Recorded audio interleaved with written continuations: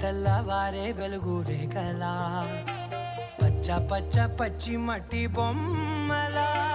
అల్లి బిల్లి వెన్న పాల నురగలా అచ్చ తెలుగు ఇంటి పూల కొమ్మలా దేవదేవుడే పంపగ ఇలా దేవతే మా ఇంట అడుగే పెట్టెనంట బ్రహ్మ కళ్ళలో కాంతులే మా అమ్మలా మా కోసం మళ్ళీ లాలి పాడేనంట.